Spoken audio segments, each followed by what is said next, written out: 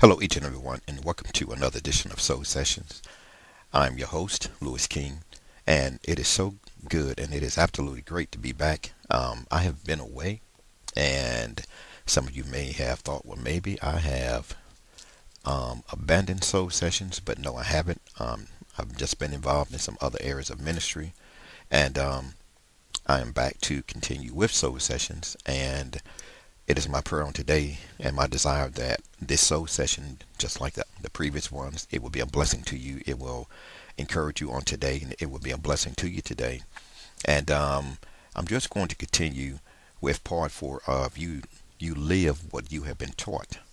This final session, this final part, and this little mini series, it deals with regaining soulful custody of yourself as a woman.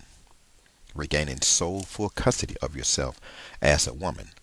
Um, I'm going to stick with using the quote that I have used, and that is, if you want to understand the person of who you are today, look first within your family. Want to use that quote, that proverb. If you want to understand the person of who you are today, look first within your family. And if you want to understand the woman of who you are today, look first within your family. When when you look at yourself as a woman, as a female, I am a male, and I do not understand in every way how the female mind works because God put me in a male body. But when I look at the females that have been in my life, from my grandmother and my mother, I have my sisters and aunts and female cousins, um, daughters, and um, um, been in relationships, personal relationships, from the different things, just observing and listening and just seeing how women, how they are wired, and just trying to learn as much as I can as a male, as a man. um God wired you know women in such a unique and very special way, and he gave them such a beautiful nurturing spirit about themselves, wherein they love of themselves and they give of themselves in such a tremendous way. And God always know exactly what he is doing in everything that he does in the creation of the works of his hands. And when God put his spirit in the female, in that female body, the spirit of man, supernatural man, he knew exactly what he was doing. Females, they bring balance. They bring balance, between the male and the female relations. And they are such a balancing and important uh, force and individual within the structure of God's plan and within the structure of relationships and the structure of the family. Um, Having that love and that care and that tenderness is very important. And I thank God for what he did in the creation of women. Men and women are different. We are wired totally different. And I just want to share just some differences, between um, the genders, between male and female. One of the things, and this is from a book by Dr. Miles Monroe, and just sharing this, it says that a man is a logical thinker while a woman is an emotional filler. She feels. Number two, for a woman, language spoken is an expression of what she is feeling. For a man, language spoken is an expression of what he is thinking. So whatever a woman is speaking, it is an expression of what she feels. Number three, language that is heard by a woman is an emotional experience. Language that is heard by a man is the receiving of information. Can you see the differences? How we're wired is totally different. Number four, women tend to take everything personally. Men tend to take everything impersonally. And that's not saying, that men do not think certain things, that things are not important, but God just wired us different. And many times we clash because we do not take time to understand the God dynamics of what God did himself. He made us totally different. That's why we can look at the same identical thing and we will not see it the same way. And it doesn't mean that either the male or the female is wrong. It just simply means that we're different. And if we can begin to understand that we are different, then that can possibly eliminate and solve a lot of the issues sometimes that we have when it comes to males and females clashing and sometimes having disagreements or not being on the same page. Number 5 reads, women are interested in the details, the nitty gritty. Men are interested in the principle, the abstract, or the philosophy. So women, they want to know the details. That's just how they're wired. They need to know the details of who, what, when, where, why, how. Number 6, in material things, women tend to look at goals only. Men want to know the details of how to get there. Number 7, in spiritual or intangible things, men look at goals. Women want to know how to get there. Number 8, a man's mind is like a filing cabinet. A woman's mind is like a computer. Now that's something to think about. A man's mind is like a filing cabinet. A woman's mind is like a computer. And somebody may wonder, well, what exactly does that mean? And as a male, we can tend to file things away. But as a woman, if you can understand a computer and how a computer works, a computer has a hard drive it saves every bit of information, every process, everything that you do. That information, that data, it is saved on that hard drive. And so a woman's mind, she's able to remember stuff. It might be something maybe 5 weeks ago. You could have had on a red shirt, blue jeans, black socks, Timberland boots, and she could remember pretty much very in quite detail exactly what was what. Wherein as we as men, that's something many times that we may not even remember. Number 9, a woman's home is an extension of her personality. A woman's home is an extension of her personality. That's the reason why, it is decorated or it is set up or it has an order to it according to her personality. A man's job is an extension of his personality. And that's very much true. And that's why many times, men, our heart and our mind and a large part of us can be so very much wrapped up in in our job and many times going to our job and how we do our job. Number 10, men can be nomadic. Women need security and roots. And when they talk about men can be nomadic and women need security and roots, men can tend to be, kind of like just to themselves, isolated, things like that. But with the way God wired women need security. And security, it covers the spiritual, wherein they feel secure in God.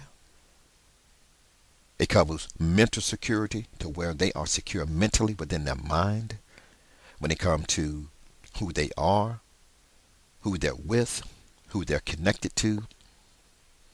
Emotionally, they need to feel secure.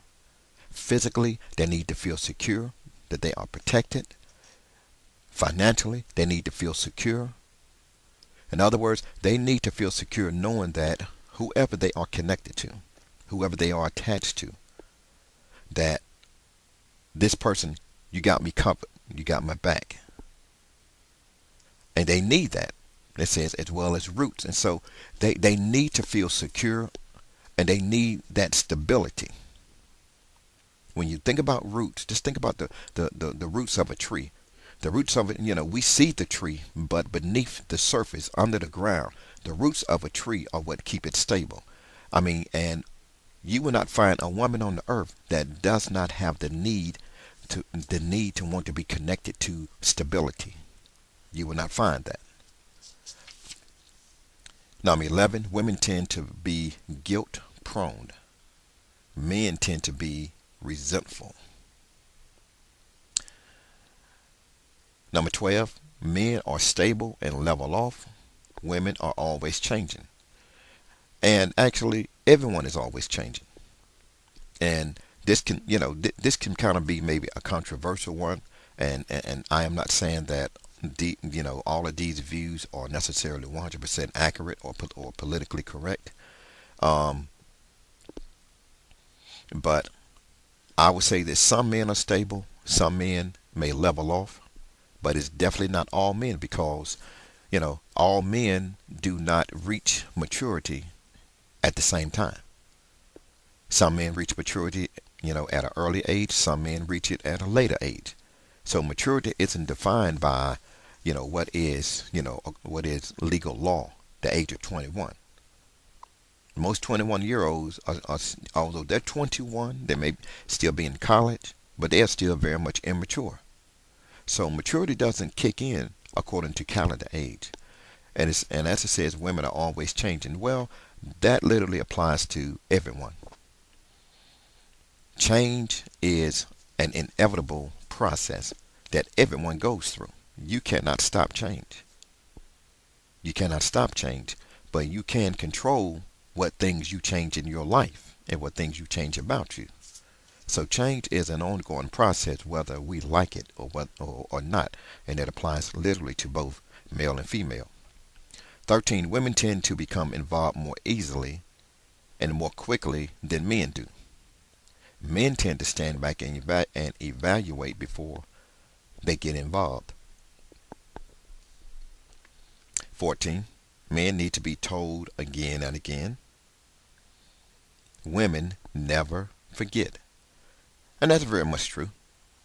That's very much true. I can't speak for every man, but in most cases, um, I have noticed even as a male, and I can honestly admit this. There have been times, many times, we have to go through a cycle of having things repeated, a repetitive process, wherein many times with women, once it's in a woman, then pretty much, she pretty much never forgets. That's why I said to her mind, it's like a computer. Pretty much once it's in there, it's in there, and she can retrieve it pretty much whenever she needs it. So, um, and this last one, it says, men tend to remember the gist of things rather than the details. Women tend to remember the details and sometimes distort the gist. And so, these are just some different things. And when we look at living what you have been taught, women wear so many different hats because of how they are wired. Yes, they can be the grandmother and a mother and an aunt and a sister. They can be a cousin. They can be a niece. Um, they can be a wife. They can be just a list of so many different things. And women wear so many different hats. And then when we look at how things are with women today, and how important it is for women to regain sole custody of themselves. We live in a society and we live in a time where women have taken on so much responsibility that it has literally affected their whole person. When you look at the health, the physical health, the mental health, the emotional health, the health of a woman's, of a person, her being. Many times because women have they have had to carry the load. They've had to carry the weight many times of the family. And see, this is not God's, has not been God's plan to try to shoulder all of the load, and especially even if she is a mother, where she's trying to be a mother, she's trying to be an individual, she's trying to be also sometime in many cases among different cultures, and especially among black culture. Many black mothers, um, they have been put in a position where they have to be they have to carry their role as a woman, as well as being a mother, as well as many times having to bear and shoulder the role and the responsibility of trying to be a father, to male and female children, if that mother has male and female children, or just male children. And the weight of that, it pulls at her. Many women go through, um, experiencing psychotic breaks or nervous breakdowns. Why? Because of the pressure that is put on them, because they have to operate out of their God designed role. Many times they suffer from strokes. They can suffer from their bodies breaking down. I mean, they can suffer from tumors and so many things that's going on within their body. Suffering from cancers and just so many different things because of the stress level. Many times when women are dealing with tension and stress, they are up. Their minds cannot shut down. Their minds cannot shut down. There are many women that literally suffer from sleep deprivation, and they do not even realize that they are suffering from the dangers of sleep deprivation. And sleep deprivation is so dangerous, it's literally worse than a person being drunk. Because although you are not legally intoxicated because you've been drinking alcohol, but because of the responsibility that is on many women, and the things, the load that they try to carry, and how they are wired. They may have seen their mother being everything to everybody. They may have seen their grandmother being everything to everybody, or their aunts, um, or the women that were in their life. And many times they took on that pattern and that nature of being like mama, or being like the grandmother, or being like an aunt, or another mother figure. And so they can take that on, wherein they're trying to be everything to the family. Um, they could try to be everything as far as being mother and wife and sister and daughter and cousin and friend and lover and all of these different things. And you're trying to cover everybody, and you're trying to make sure things are everyone is okay, and you're trying to bear all of this responsibility many times of being everything to everyone, because you are wearing so many different hats. So many different hats. I think about this right here, and this is a true analogy, a true example. You know, Coming up in a black congregation as far as church, um, one thing about black culture and black women, black women, they wear some of the most incredible, just fascinating, just awesome, and I just use the word just fly hats to church. And I mean so many different styles of hats and everything, because a hat among just black women just represented just so many different things.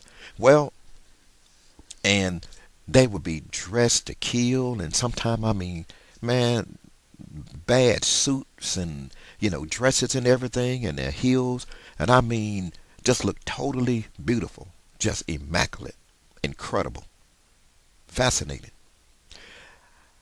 And many women, just like many women on Sundays, Sunday services, I mean, they wear their different styles of hats, and because this hat is an extension of my personality, my person, my character, who I am. This hat speaks for me. Well, in life, there's so many women that are wearing, these different invisible hats, and They're trying to be nurturer. They're trying to be caretaker. They're trying to be provider. They're trying to be protector. And they literally can find themselves just living and operating out of their role to the place wherein when a woman begins to lose herself, it puts that woman in such a dangerous, vulnerable place. Many women have already lost themselves. Many women, I mean, they have broken down mentally. Many women have had a nervous breakdown. Many women have totally shut down and clocked out. They're living. You see them on the outside, they may look one way, but internally, they have literally clocked out. They have literally shut down.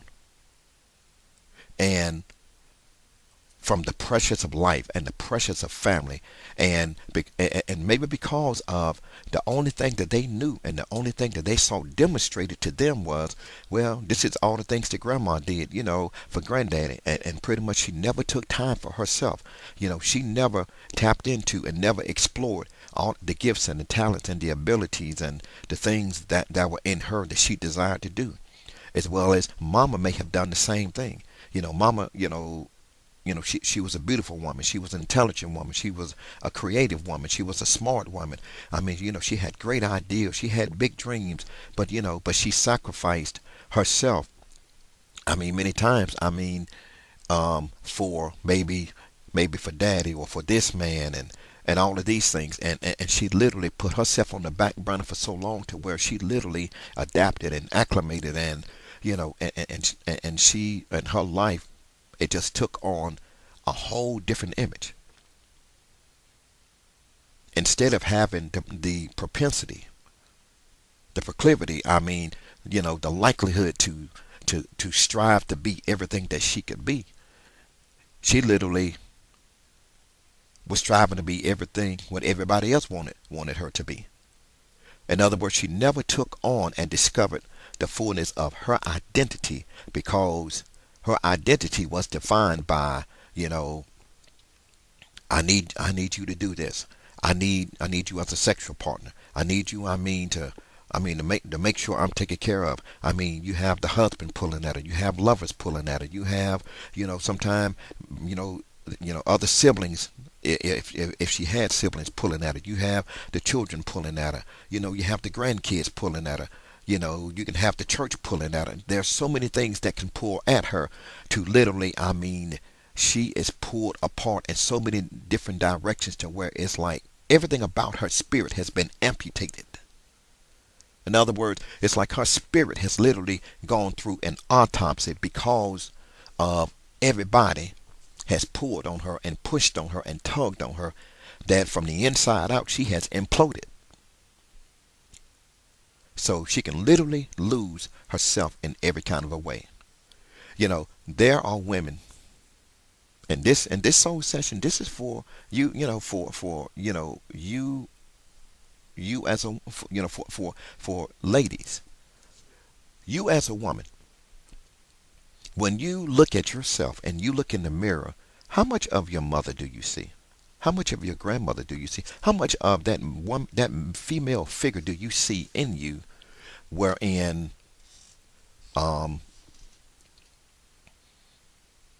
you may make decisions and choices based off how you saw her treated, as well as when you look at yourself in the mirror, how much do you see of your father's presence or non-presence in your life?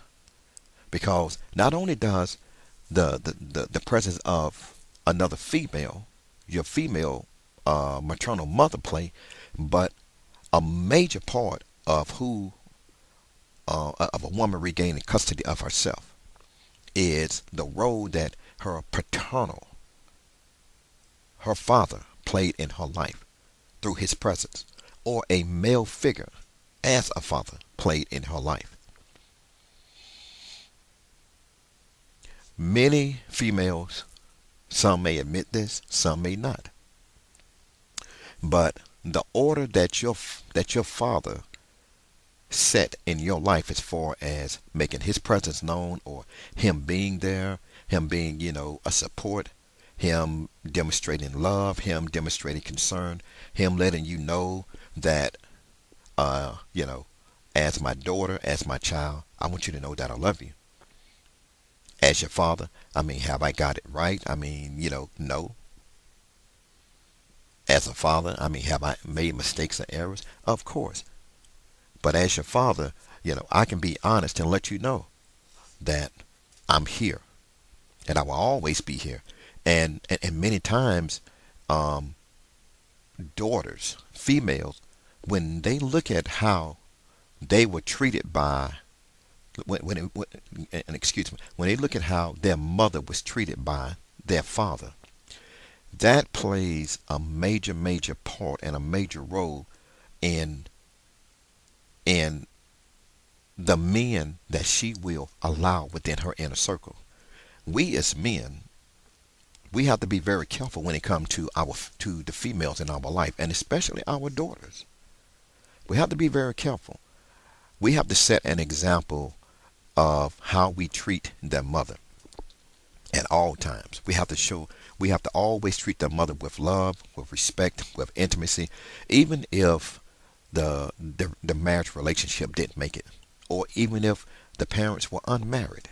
We have to always be careful, and we have to always demonstrate in the presence of not only our male children, but especially our female children. This is how you treat a woman. This is how you treat a female. You always treat her with respect. You treat her with, and you handle her very carefully. You do not, demonstrate talking to her any kind of a way. You do not demonstrate, being physically abusive to her. You do not demonstrate being verbally abusive to her. You do not demonstrate being emotionally abusive to her or mentally abusive, or even financially abusive, wherein I'm going to make you suffer. You wouldn't be what I wanted you to be, so I am going to leave you with nothing to suffer. Many times,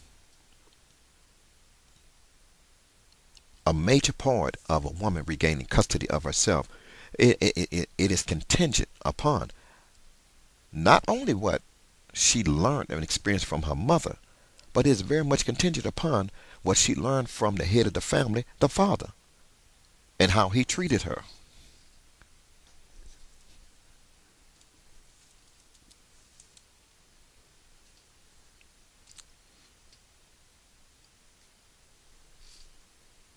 But as I stated, it is so important that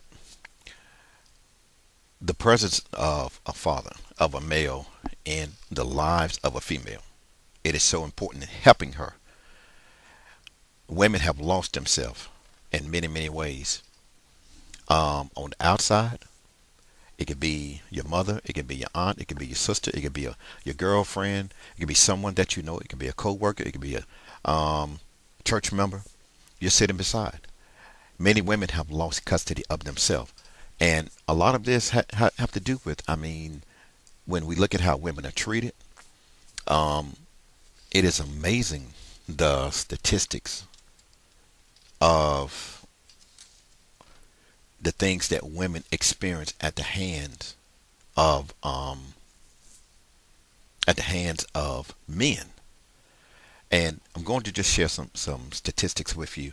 It says, on average, nearly 20 people per minute are physically abused by an intimate partner in the United States. It says during 1 year, this equates to more than 10 million women and men.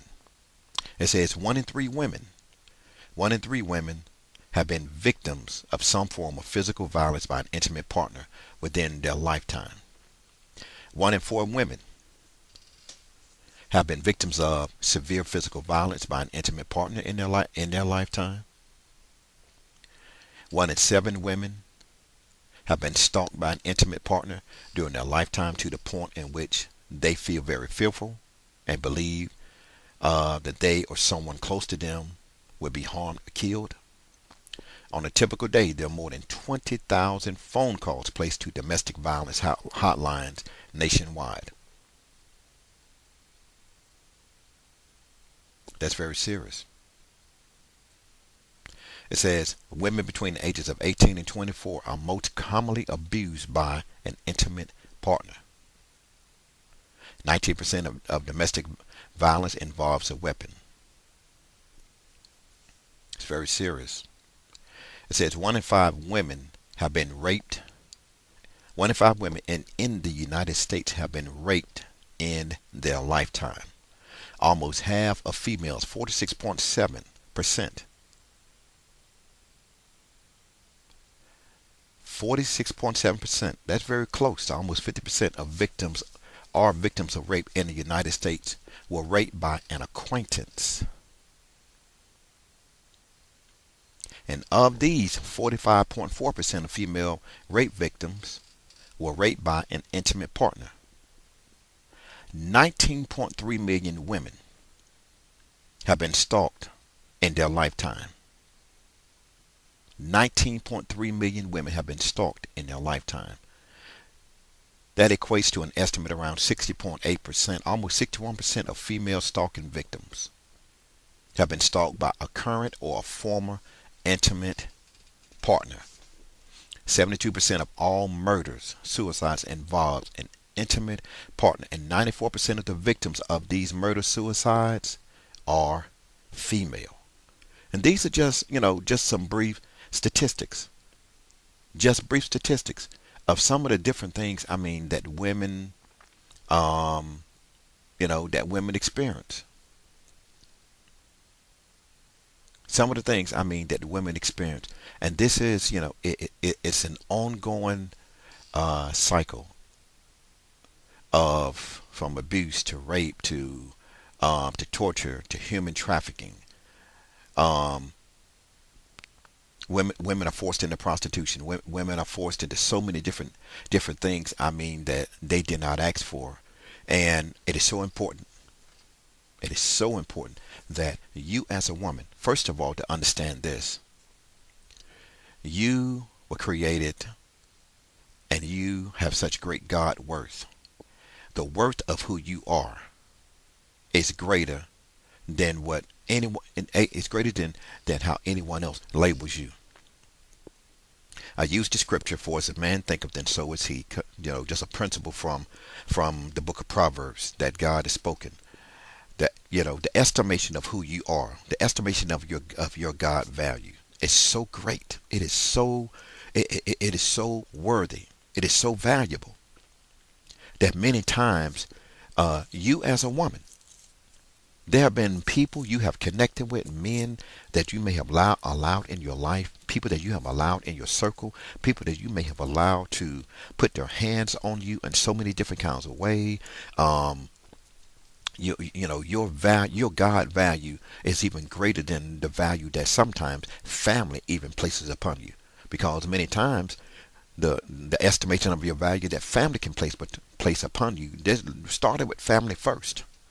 It sets the precedence of what you allow as far as the estimation of value that other people put on you. So, family can value as you're the you are the go-to person. You are the go-to person. When we need something done, hey, go to so and so. If you need something paid, go to so and so. If you need this done, go to so and so. If you need, mama or daddy to be taken care of, call upon so and so. If the church needs something done, call upon so and so. So many times the estimation of your value.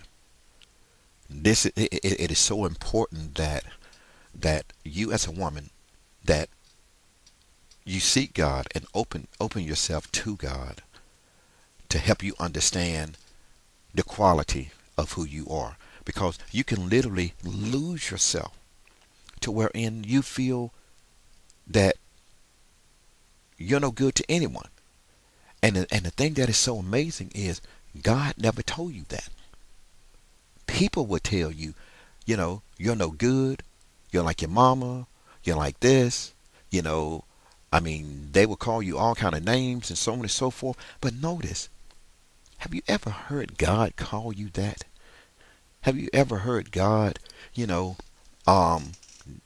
just pretty much want to stone you? Pretty much the way it was when, the religious leaders and Pharisees, they brought the woman caught in the act of adultery, and pretty much the estimation of her value to them was, She ain't, she's not worth nothing. She was caught in the act. But it's amazing. She, if she was caught in the act, she wasn't caught by herself. Only one person was brought in the presence of the Lord. And pretty much they had determined that her value was worth her dying because you're not worth nothing. No one is going to miss you if you're dead, if you are no longer here. And many women, you can be a woman that feel that way today. That no one would even miss me if I died today. No one will probably even notice, even my family, because the estimation of who I am isn't worth nothing. And that's why it is so important to open yourself and allow God to help you and to show you how to regain full custody of yourself as a woman, as a female, because your estimation is great in His eyes. And it takes being able to see yourself, to build a relationship with yourself through Him, to see that, you know what, I am somebody. I am great. I am special. I am unique. I am beautiful. I am these things. Have I ever erred? Sure. Have I ever made mistakes? Sure. Have I ever done this? Sure. I mean, there are many things wherein whatever dysfunctional things that you may have experienced within your biological family or adoptive family, whatever family you were connected to, these things, if you are not careful, they would try. The anger and the bitterness and all of these feelings and sometimes abusive ways, different things. These things will try to take over your life and literally rob you of the abundant life that God have for you, because you're not operating at your full capacity. You're operating at a negative capacity of what you were created to be as a woman. So it is my prayer on today, and just sharing this soul session with so many of our women, so many of our sisters, um, the females, the women in my family and in your family and families all over this world, and our church families and friends and people that we know. It is so important. I want you to know, according to God's principles, according to the Almighty God, you are so incredible. But many things in life and from family and from people that you have associated yourself with and you have connected with and allowed within your space and and in so many ways you've given of yourself and your time and energy and resources and your body and emotions and all of this stuff. I mean that it literally drained you and stripped you and made you just feel like, I mean, I have no use and I have no purpose. But the God of heaven, the Almighty God, He wants you to know you still have great worth. You still have your purpose that He has placed within you. And through all of the things, your hurt and your brokenness and your heart being broken and being used and, being stepped on and walked on and kicked and thrown to the curb and pretty much like thrown off a cliff and talked about and thrown under the bus and all of these things, God wants you to know, even though many human beings have done this, I have never done this to you. I've never thrown you under the bus. I've never treated you in a negative way. I've never have turned my back on you, because you are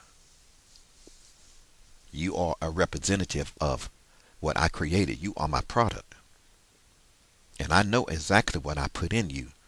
But because of the relationships and the connections and the things, the people that you have been connected to, they told you one thing, but what they say does not carry a greater weight of value than what I have to say, because I made you and I know what is in you, and I know that there is more to you than what you realize and what you see. To my sisters, to females, to women that are out there today, If you listen to this soul session, today is a brand new day. A day where it's time to start understanding the power of who you are. Because you have great worth. People have told you so many things, but remember, today is the day of healing. Today is a day of forgiveness. And that forgiveness starts between you and God. It starts with yourself. There are many things, maybe many choices, many decisions, many errors that you may have made wherein you live in regret and remorse. And you may live like the man in the tombs that it talks about in the scriptures, how he just cut himself and he cried and all of these things. And many times, sometimes women can find themselves stuck in a place in at an emotional graveyard. You're still alive, but you live in an emotional graveyard or an emotional cemetery. You can find yourself because of maybe so many errors, so many bad choices, decisions. You can literally find yourself emotionally living a life of emotional suicide, or find yourself living a life of mental suicide. And even some women at a place of even physical suicide where they took their own life. But the Lord, He doesn't want you to lose yourself another day. He does not want you to be stuck in the grave places and to where the grave closed, because there is so much awesomeness to you. And He wants you to know that you are such a beautiful creation of His hands, that it is time to live and live, even if this will be the first time that you have truly lived in your life through Him. Allow Him to teach you how to regain full soul custody of yourself. Before I close, I just want to pray for you in this closing of this soul session. Father God, I pray right now on behalf, Lord, of women. I pray, Father, on behalf, God, of the women in my life,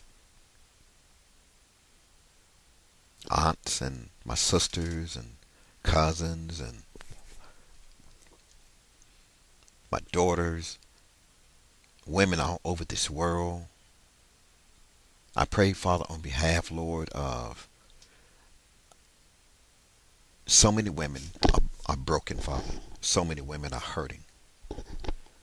There's a woman right now that may be contemplating suicide. There's a woman right now, she hasn't physically taken her life, but she's in a place of depression, discouragement, despondency. She's in a place of mental suicide. Her heart's been broken so many times that, she has literally closed herself off. She has refused to allow anyone to ever get close to her ever again in an emotional, mental way, or even a physical way. Father, I just pray, Lord, that your spirit of healing, your power of love will minister, Lord, to whoever that woman is. Forgive her, Lord. Heal her of her brokenness. Heal her soul, her heart, her mind, her emotions. Help her, Father, to be made whole. The same way, Lord, that you asked the individual, wilt thou be made whole? You're asking the same question to so many women that are living in a place of devastation and hurt. And you're asking them the same question. Doesn't matter where they are. It doesn't matter their ethnicity. Doesn't matter their job or their financial status or where they came from. There is someone out there that is so tired and sick and tired of being sick and tired, of being angry, of being broken, of being, a certain kind of a way. Father, Help that woman, help that female right now to help her that she will open up her mind and her spirit, her soul, and invite you into the deepest, darkest, most broken, most devastated, most painful, most traumatic places of her being, and allow you to pour the healing oil of your spirit upon her wounds and make her whole. In your name I pray and I thank you and give you glory. I pray that this soul session has been helpful. And until next time, this is Louis King for Soul Sessions. May God bless you. Have an awesome, incredible, blessed day. And remember, the estimation of your value is greater than what you think. God bless you.